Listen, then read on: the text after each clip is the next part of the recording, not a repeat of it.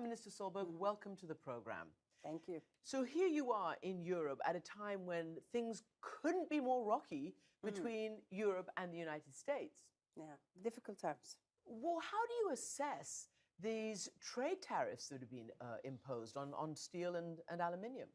Well, using security measures from a country like Norway, who is one of U.S. closest allies, who we work very closely with, it's strange to us to feel that we are now meeting higher tariffs based on national security. Yeah, I think everybody, all the allies were stunned by that, and all have said the same as you, that hang on a second, we have been allies, we've fought alongside you for decades and decades. But I guess I want to understand from you, you are one of the European leaders who has met with President Trump. You were at the White House a few months ago. And if I'm not mistaken, he called Norway a great customer, a great ally, and a great friend. Were you surprised then, first by the threats of the tariffs shortly after your visit, and now by the actual imposition of them? Well, we weren't surprised that something would happen because this is what he said in the election campaign. But of course, we are surprised that we have been met with that and that the European allies have been met with that. Norway doesn't have a very big export to the US, so we're not hurt very much by it. We know that higher tariffs is fewer jobs, less welfare for all countries in the world. Including the United States? Including the United States. What do you make of analysts and people concerned observers who are saying that from the very beginning, European leaders kind of bent over backwards to accommodate President Trump, to engage with President Trump, and that actually hasn't worked? He has actually rolled over and carried out the threats that you didn't think he was going to do.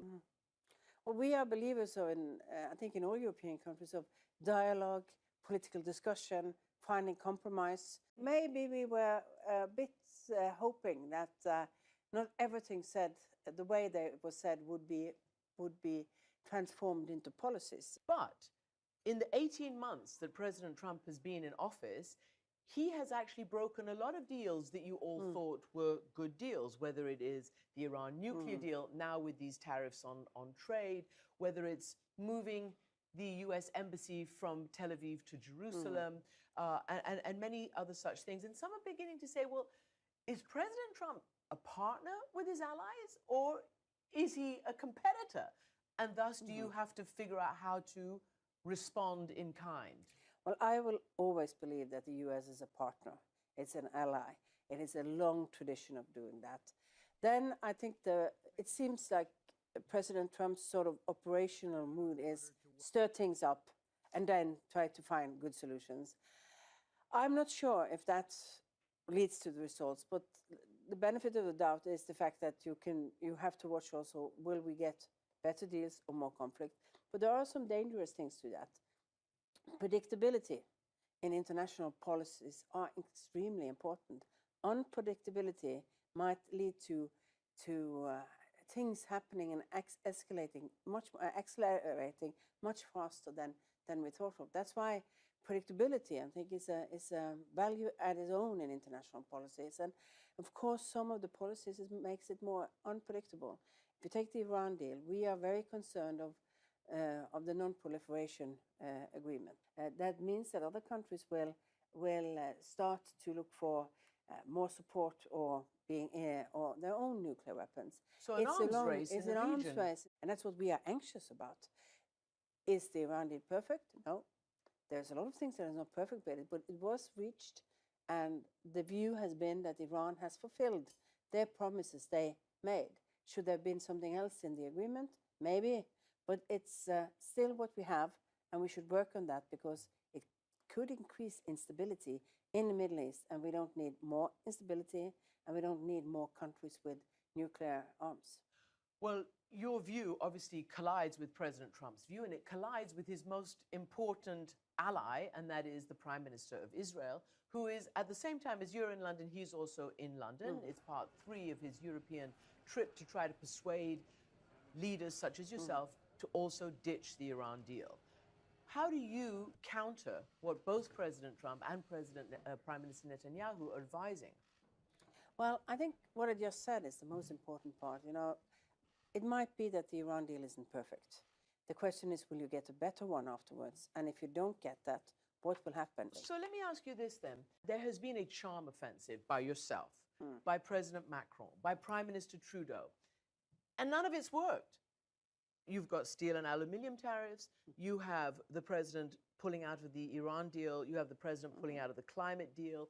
All you leaders who thought that you could charm your way into some common sense policies in the United States have actually been shown to have been rolled over. So at what point do you say, we also have been elected, we also have our sovereignty? How do you compete on this new terrain is what I'm trying to say. We try to do it cleverly, because if you just do the automatic reaction the same way, you might end up in a very difficult place for the whole world. That's why you have to do it in a way that might sting, but not increase into a big trade war.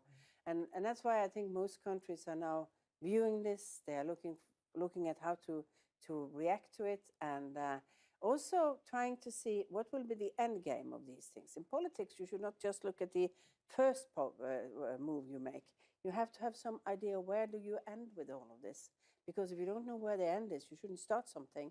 And that's what you might say is the challenging part. If everybody answers the way the US have started, then we are spiraling a wrong way for the international community. Do you think the United States, do you think the Trump administration knows where this is going to end up, their own end game? I'm not sure of that, but I think, well, my analysis is that they are stirring things up and they are hoping for getting a result. We'll just hope that this stirring up is not going to give us a result that is totally wrong for the development of the world, make it more chaotic and more Christ-like. And finally, again, about the climate, you, Norway, and you yourself are particularly concerned about the oceans and the plastic filling up the oceans. You have, I think, 70% of your export economy is based on your massive sea and ocean borders. How are you going to try? What can you do to sensitize the world to let's say, green up our oceans and get the plastic out of it? Well, first of all, I think there is a people's movement now on plastic, especially in the oceans. We see more than 100,000 people cleaning up along our coastline. We see it in Britain. We see, I think, all over the world. We see Indonesia, where tourism is hit by the fact that there are plastic at the beaches where you come for your dream vacation. And so there's a momentum for that. My view is that the oceans are so important for livelihoods for so many people around the world. It's a big area for nutrition in the future, for clean, healthy. And of course, the whole ocean is part of what grasps CO2, and it's part of the climate change. I'm invited to G7 on the outreach program to talk about oceans, and I think this is part of my message. Gosh, that is going to be an interesting G7. What do you think the atmosphere is going to be? As I mentioned, all these things that President Trump has done against all his allies, and you're all going to be in the same area, in Canada of all places. Well, I think it's going to be maybe a bit tense, but hopefully there is room for making this discussion that you can start to see where is all of this is happening, making the world a little bit more unstable and unpredictable. Where is it leading us? And which steps should we together take? And are you going to ask and demand answers? Well, I'm going to be on the part of the ocean part of the G7. Norway is still a smaller economy than the richest one in the world. And obviously oceans and climate affect migration. That's another thing that President Trump is very hot under the collar about. And I think, if I'm not mistaken, it was right after your meeting with him that he uttered those expletives about migrants from Africa and other parts of the developing world. Yeah. Were you surprised? Well, yes. I don't think you. Well, in a way, he said very nice things about Norwegian. And of course, we are happy that people like us. But as I usually say, we peaked in immigration to the U.S. in the 1880s. That was the top. Norway is a country that has, second to Ireland, given most of us our population to the United States. But it is 150 years since we really were in large numbers going to the United States. And it's important to remember that if we want to stop migration, we have to work around the world to make sure that we have an international community that creates jobs where people are living. Africa is going to become 3